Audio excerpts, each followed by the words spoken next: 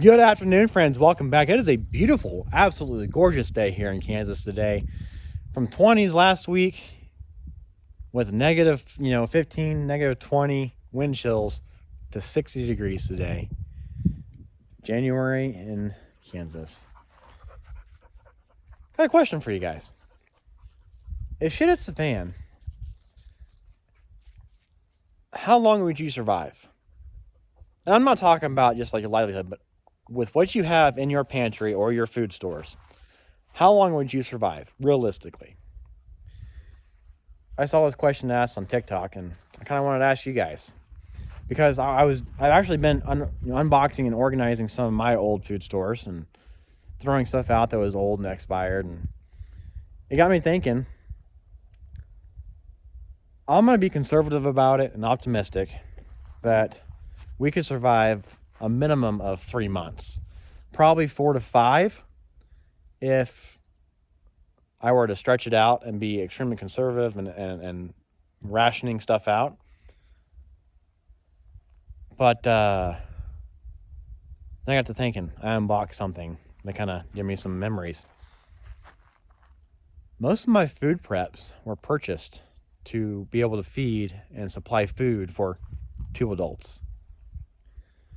When my wife and I, we first got married, we moved into a small 600 square foot apartment. If you go back early days of YouTube on my channel, you're going to see that small apartment. And we didn't have very much room at that apartment to put my supplies at. And so I actually had stuff that was, hours away at friends and family's houses. And we started buying small pre-made, food kits. That way we could actually have some food storage put back. And those I had allotted for about 2.5, 3 weeks worth of food for my wife and I. We could stretch it out to 4.5, 5 weeks if we had to. But now we have a child. Children in the mix change the game 100%. Absolutely change the game, because one day your child may not eat anything. The next day, they want to eat the entire fridge.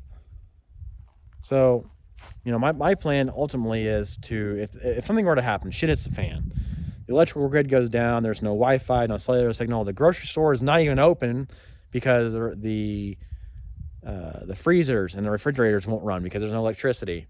The food's going bad, it's spoiled, it's been burnt, it's been looted, whatever the scenario is.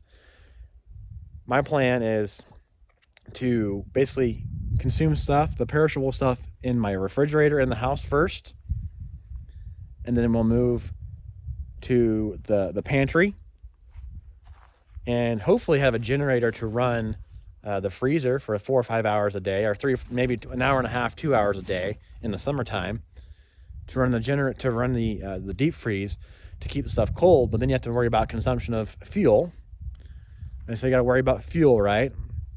And then I want to go to my food stores after that. So I'm being pretty conservative and optimistic that we can make it a minimum of 3 months, 4 to 5 months stretching it. But that's a long time for 2 adults. And then you add a child into the mix. That's even longer.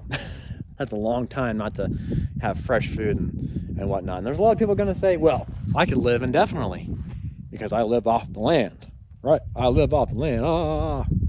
Well, yes, I have chickens. I could eat the chickens. I have the eggs. I could eat the eggs. That's a good protein source. That's great. But I've also got a big garden back there behind the chicken coop. You can't see it. It's wintertime. It's not producing. And so unless I have a way to store that food without it going bad through the off season, well, how life goes. And then there's that time between the growing season and the harvesting season you have to worry about, and that's like the hottest part of the summer most of the time. You have to worry about that, food going bad then. Things to think about. Do you have enough food for when shit hits the fan? Let me know in the comments what your plans are. Being, hit and miss on, don't tell me everything, but how long could you actually think you survive? How long do you actually think you could survive for what you have in your home, in your possessions already? Keep coming, carry on. See you later.